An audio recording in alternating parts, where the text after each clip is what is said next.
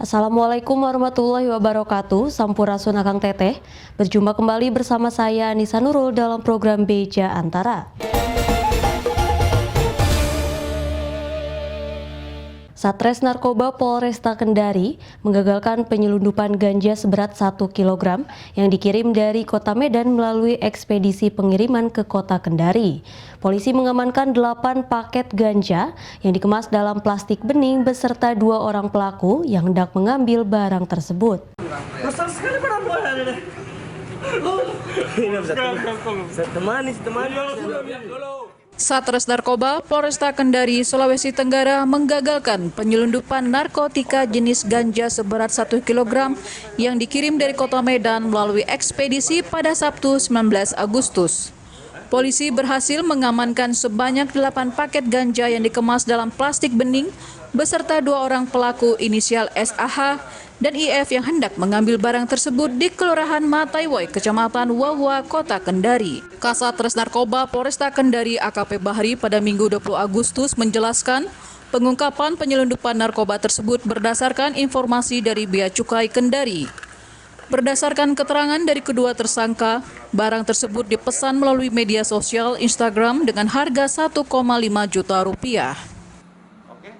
Langsung ditangkap, diamankan, dan di TKP tersangka mengakui bahwa itu adalah barang pesanan yang dipesan melalui Instagram dan dikirim dari Medan. Barang ini barang dari Medan. Setelah itu tersangka dibawa ke kantor Polresta Kendari untuk diamankan dan diproses sesuai dengan hukum yang berlaku. Untuk pengembangan dan penyelidikan lebih lanjut, saat ini kedua pelaku ditahan di ruang tahanan Polresta Kendari. Kedua pelaku disangkakan dengan Undang-Undang Nomor 35 Tahun 2009 tentang narkotika dengan ancaman hukuman penjara paling singkat 6 tahun dan paling lama 20 tahun. Dari Kendari, Sulawesi Tenggara, Saharudin, Kantor Berita Antara, mewartakan.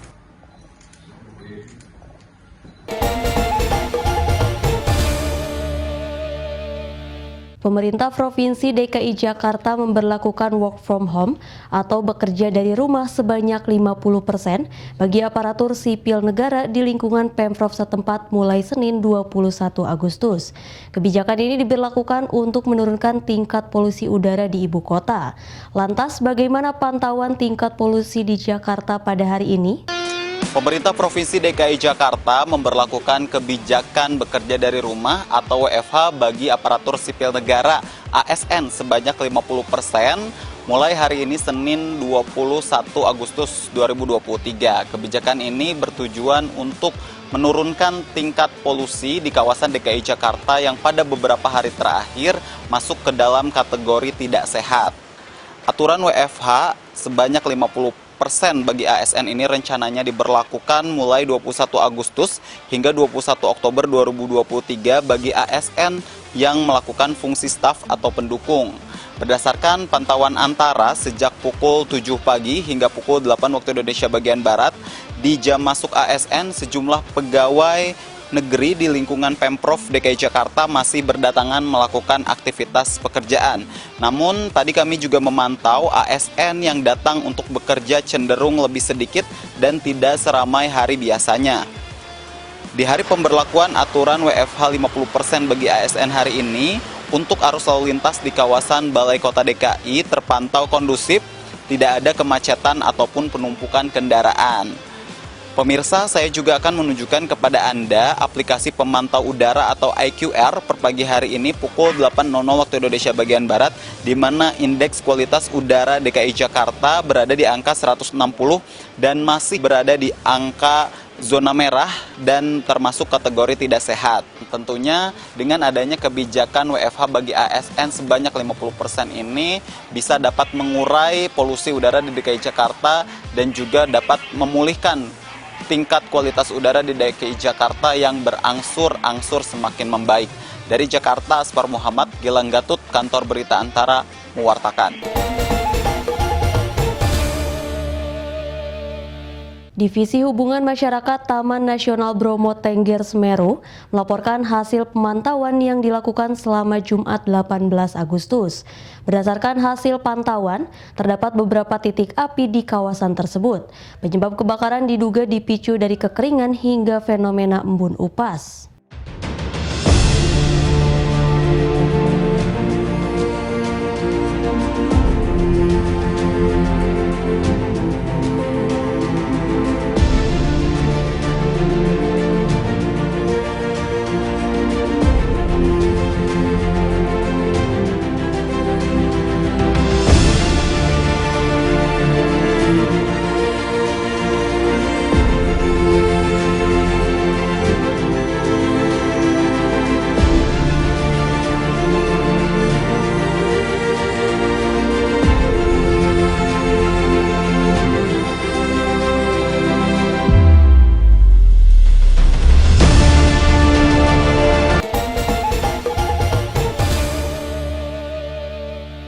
Presiden Joko Widodo memulai rangkaian kunjungan kerja ke sejumlah negara Afrika pada Minggu 20 Agustus.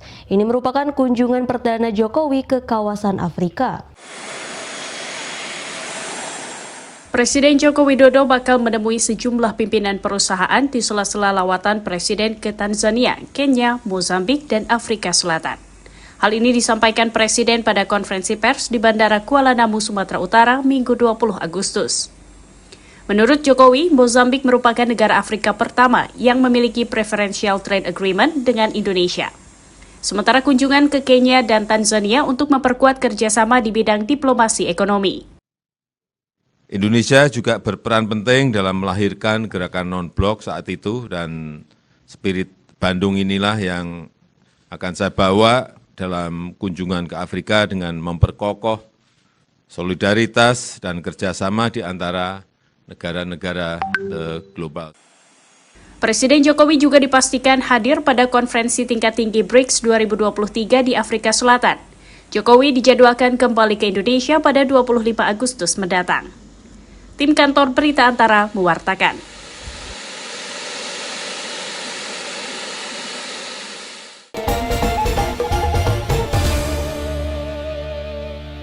Project Director Seven Events Sri Vista Limbong selaku penyelenggara Gaikindo Indonesia International Auto Show atau GIAS 2023 mengatakan salah satu sorotan terbesar pengunjung pameran kali ini adalah kendaraan bermotor listrik berbasis baterai.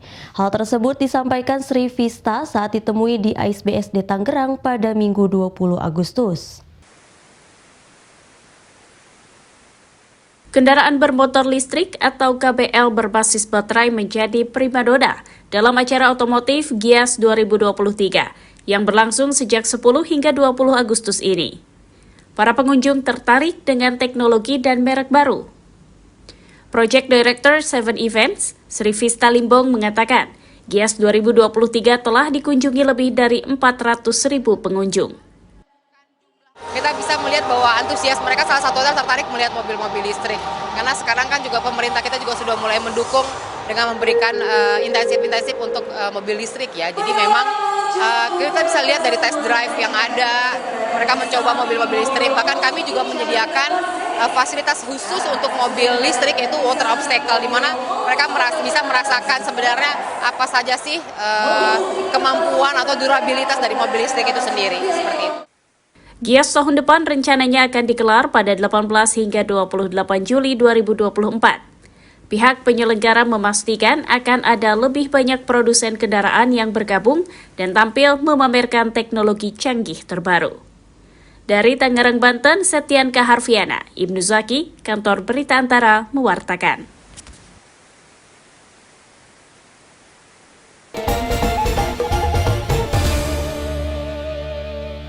Pemerintah Kota Tangerang, Banten bersama Ikatan Motor Indonesia Kota Tangerang hadir untuk mengawal kualitas udara yang baik di kawasan perkotaan dengan menggelar uji emisi di ruang publik bersamaan dengan pameran otomotif bertajuk Parade Merah Putih di Stadion Banteng Reborn, Kota Tangerang pada Sabtu 19 Agustus. Kurang lebih ada sekitar 20 kendaraan, 3 di antara dinyatakan tidak lulus uji emisi. Pemerintah Kota Tangerang, Banten bersama Ikatan Motor Indonesia Kota Tangerang menggelar uji emisi kendaraan di ruang publik. Acara yang bersamaan dengan pameran otomotif bertajuk Parade Merah Putih di Stadion Benteng Reborn, Kota Tangerang ini untuk mengendalikan polusi udara dari gas buang kendaraan bermotor. Kepala Dinas Perhubungan Kota Tangerang, Ahmad Suhaili, menegaskan semua kendaraan peserta Parade Merah Putih dan masyarakat umum boleh mengikuti uji emisi. Kurang lebih ada 20 kendaraan yang telah diuji, 17 diantaranya dinyatakan lulus dan 3 lainnya belum lulus. Sementara ini baru 20 kendaraan yang mengikuti uji emisi, ada 3 yang dinyatakan tidak lulus dan 17-nya alhamdulillah semua lulus. Ini merupakan langkah upaya dari pemerintah Kota Tangerang untuk mengendalikan polusi udara dengan pembatasan gas buangan dari kendaraan itu sendiri. Dan kebetulan pada kesempatan ini kami pun bermaksud untuk membantu pemerintah daerah Kota Tangerang dalam hal langit biru ya. Jadi kondisi polusi beberapa minggu belakangan ini memang untuk daerah Jabodetabek kan cukup tinggi tingkat polusinya. Pameran otomotif Parade Merah Putih ini diikuti lebih dari 30 mobil berbagai jenis, baik mobil sport, mobil keluarga hingga mobil antik tahun 1970 dan 1980-an. Acara yang memamerkan mobil warna merah dan putih ini sekaligus untuk memeriahkan hari ulang tahun ke-78 Republik Indonesia. Dari Kota Tangerang, Banten, Agung Andika Indrawan, Kantor Berita Antara, mewartakan. Ya.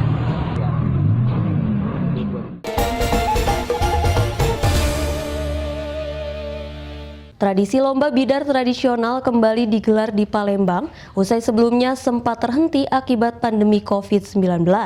Gubernur Sumatera Selatan Herman Deru pada Minggu 20 Agustus menyebutkan, tradisi yang sudah menjadi warisan budaya ini harus terus diaktifkan ke depannya.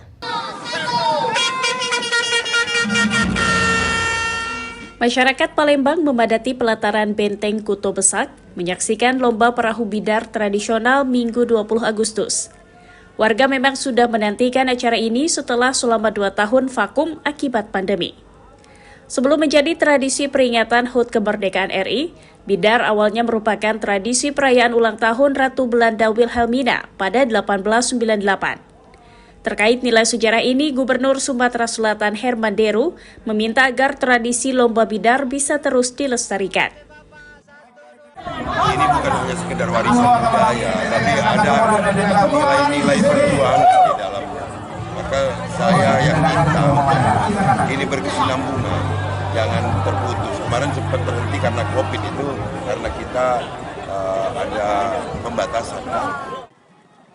Bidar tahun ini diikuti 7 tim, masing-masing terdiri dari 55 pendayung.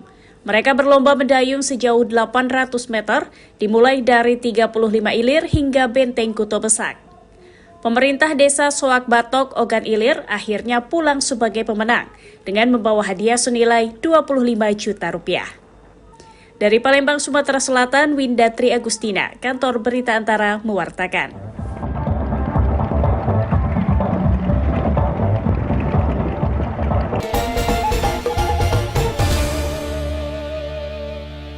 Kantor Perwakilan Bank Indonesia Provinsi Kalimantan Selatan bersama Bank Kalimantan Selatan menggelar Pesta Rakyat Banua Sukseskan Pekan Kris Nasional di area kantor Gubernur Lama kawasan Siring 0 km Banjarmasin. Melalui kegiatan ini, masyarakat Kalimantan Selatan diharapkan mulai terbiasa menggunakan sistem pembayaran non-tunai. Kantor Perwakilan Bank Indonesia Provinsi Kalimantan Selatan bersama Bank Kalsel berupaya mengenalkan sistem pembayaran non-tunai KRIS melalui Pesta Rakyat Banua di kawasan Siring 0 km Banjarmasin Minggu 20 Agustus. Terdapat 20 pelaku UMKM yang ikut mengisi acara ini dan seluruh transaksi hanya menerima pembayaran melalui KRIS. Kepala Divisi Sistem Pembayaran BI Kalsel, Robi Aryadi berharap masyarakat Kalsel sudah mulai terbiasa menggunakan sistem pembayaran non-tunai. Selain aman, proses transaksi pun bisa cepat. Jadi ini salah satu tujuan kami. Jadi seluruh masyarakat Kalsel, seluruh masyarakat baik anak muda, dewasa, orang tua, mereka mulai terbiasa melakukan transaksi non-tunai. Gitu.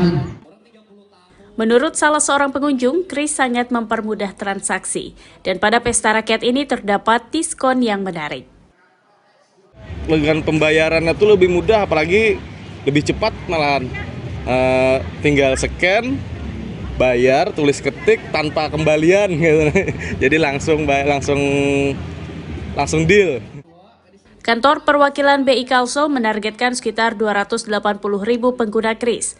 Target ideal 90% diharapkan bisa tercapai pada Oktober 2023 mendatang. Dari Banjarmasin, Latif Thohir, Kantor Berita Antara mewartakan. Seperti itu. Ya, bunganya sangat murah sekali.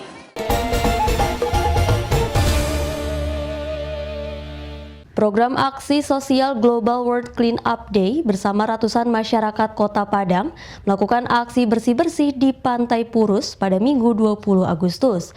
Mayoritas peserta kegiatan merupakan anak muda, sekaligus untuk mengedukasi mereka agar peduli terhadap kebersihan lingkungan. Itu sebagai cara sampah. Ratusan masyarakat Kota Padang, Sumatera Barat melakukan aksi bersih-bersih di sepanjang Pantai Purus pada Minggu 20 Agustus. Kegiatan ini menyasar pantai karena ditemukan banyak sampah terdampar di pesisir yang berasal dari hulu sungai. Penasehat World Clean Up Day Suharyono mengatakan, polusi sampah manusia telah mencemari laut di tahap yang mengkhawatirkan.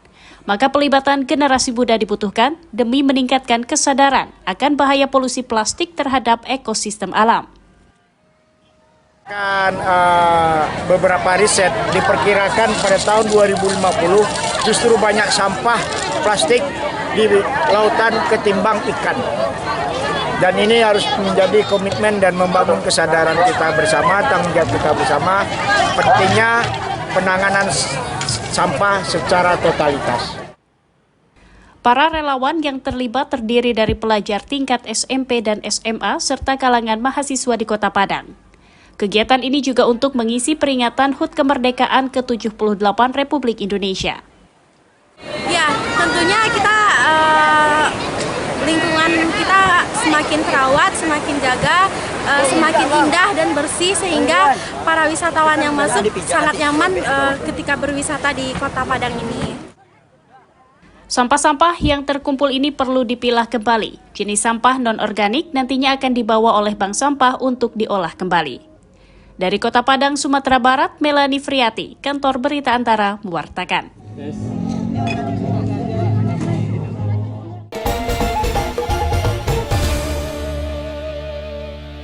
Puluhan pelaku UMKM ikut memamerkan produknya dalam kegiatan Gayo UMKM Bazar 2023 yang diselenggarakan perwakilan Kementerian Keuangan Wilayah 1 di Kota Takengon. Beragam produk yang ikut dalam bazar tersebut seperti produk olahan makanan, minuman, fashion, serta beragam produk UMKM lainnya. Puluhan pelaku usaha mikro kecil dan menengah memamerkan produknya dalam acara Gayo UMKM Bazar 2023 yang diselenggarakan perwakilan Kementerian Keuangan Wilayah 1 Aceh di Kota Takengon Minggu 20 Agustus.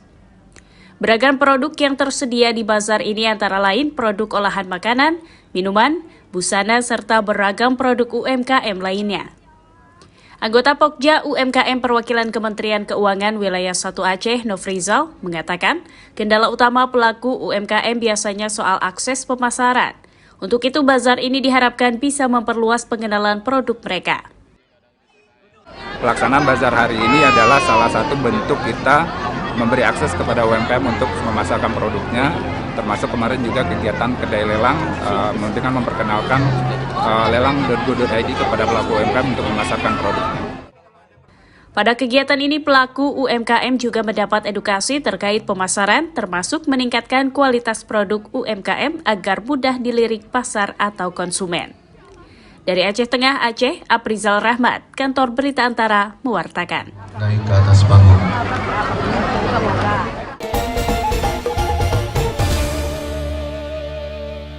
Gubernur Jawa Barat Ridwan Kamil meyakini Provinsi Jawa Barat bisa mempertahankan gelar juara umum untuk ketiga kalinya pada Pekan Olahraga Nasional 2024 mendatang. Menurut Ridwan, penyelenggaraan ajang olahraga tingkat lokal telah membantu atlet Jabar meraih prestasi pada Minggu 20 Agustus.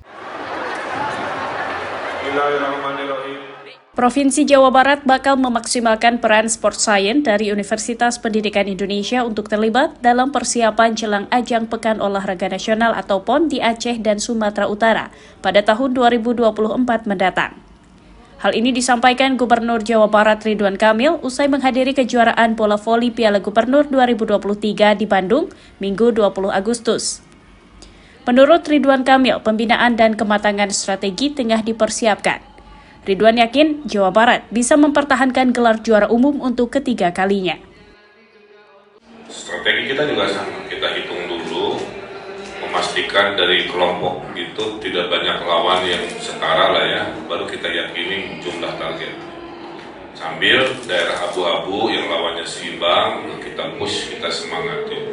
Yang kedua, kita undang UPI untuk memberikan ilmu tadi yang namanya sport science. Gubernur Jabar menilai berbagai ajang olahraga tingkat lokal telah mempermudah pihaknya dalam mencari bibit unggul. Harapan Ridwan, pertandingan olahraga di cabang lain setingkat Piala Kepala Daerah bisa lebih sering digelar. Dari Bandung, Jawa Barat, Dian Hardiana, Kantor Berita Antara, mewartakan.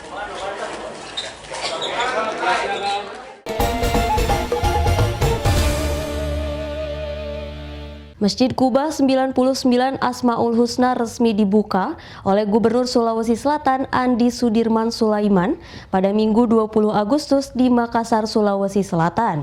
Ia menekankan Masjid Kuba 99 Asmaul Husna harus bersih dari kepentingan politik, golongan maupun kelompok.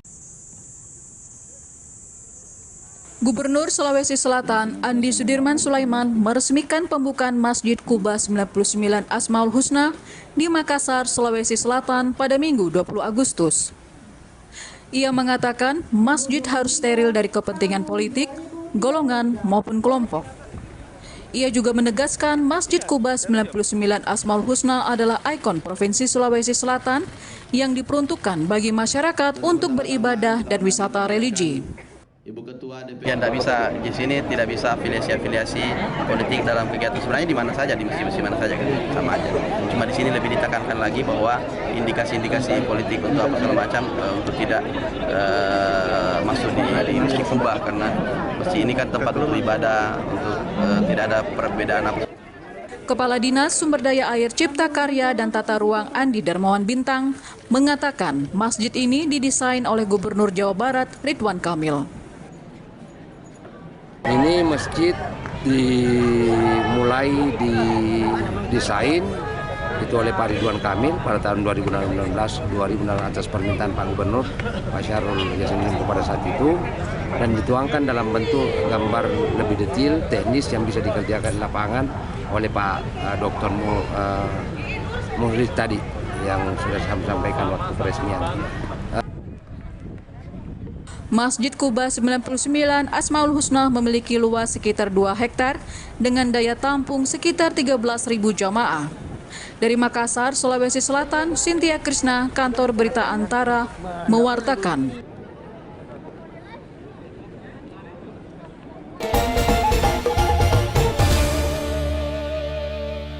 Akang Teteh, demikian Beja Antara hari ini. Tetap saksikan Beja Antara setiap hari Senin sampai dengan Sabtu.